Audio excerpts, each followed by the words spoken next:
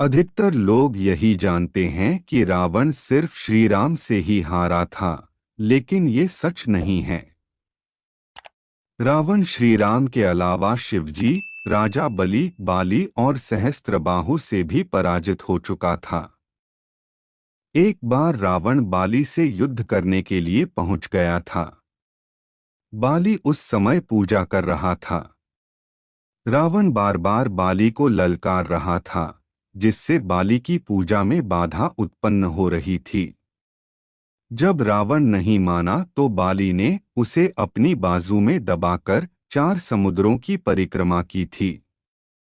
बाली बहुत शक्तिशाली था और इतनी तेज गति से चलता था कि रोज सुबह सुबह ही 4 समुद्रों की परिक्रमा कर लेता था। इस प्रकार परिक्रमा करने के बाद सूर्य को अर्घ्य अर्पित करता था। जब तक बाली ने परिक्रमा की और सूर्य को अर्घ्य अर्पित किया, तब तक रावण को अपने बाजू में दबाकर ही रखा। रावण ने बहुत प्रयास किया, लेकिन वह बाली की गिरफ्त से आजाद नहीं हो पाया। पूजा के बाद बाली ने रावण को छोड़ दिया। फिर एक बार शिव जी से हार। रावण बहुत शक्तिशाली था और उसे अपनी शक्ति पर बहुत ही घमंड भी था। रावण इस घमंड के नशे में शिवजी को हराने के लिए कैलाश पर्वत पर पहुंच गया। रावण ने शिवजी को युद्ध के लिए ललकारा, लेकिन महादेव तो ध्यान में लीन थे। रावण कैलाश पर्वत को उठाने लगा। तब शिवजी ने पैर के अंगूठे से ही कैलाश का भार बढ़ा दिया। इस भार को रावण उठा नहीं सका और उसका हाथ पर्वत के नीचे दब गया। बहुत प्रयत्न के बाद भी रावण अपना हाथ वहां से नहीं निकाल सका। तब रावण ने शिवजी को प्रसन्न करने के लिए उसी समय शिव तांडव स्रोत रच दिया। शिवजी इस स्रोत से बहुत प्रसन्न हो गए और उसने रावण को मुक्त कर दिया। मुक्त होने के पश्चात रावण ने शिवजी को अपना गुरु बना लिया। तीसरी बार सहस्त्रबाहु अर्जुन से रावण की हार।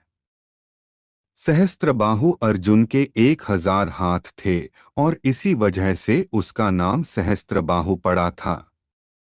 जब रावण सहस्त्रबाहु से युद्ध करने पहुंचा तो सहस्त्रबाहु ने अपने 1000 हाथों से नर्मदा नदी के बहाव को रोक दिया था। सहस्त्रबाहु ने नर्मदा का पानी इकट्ठा किया और पानी छोड़ दिया, जिससे रावण पूरी सेना के साथ ही नर्मदा में बह गया था। इस पराजय के बाद एक बार फिर रावण सहस्त्रबाहु से युद्ध करने पहुंच गया था। तब सहस्त्रबाहु ने उसे बंदी बनाकर जेल में डाल दिया था। चौथी बार राजा बलि से भी रावण की हार हुई थी। दैत्यराज बलि पाताल लोक के राजा थे। एक बार रावण राजा बलि से युद्ध करने के लिए पाताल लोक में उनके महल तक पहुंच गया। वहां पहुंचकर रावण ने बलि को युद्ध के लिए ललकारा। उस समय बलि के महल में खेल रहे बच्चों ने ही रावण को पकड़कर घोड़ों के साथ अस्तबल में बांध दिया था। इस प्रकार राजा बलि के महल में रावण की हार हुई। मेरे चैनल को कृपया सब्सक्राइब करें। धन्यवाद।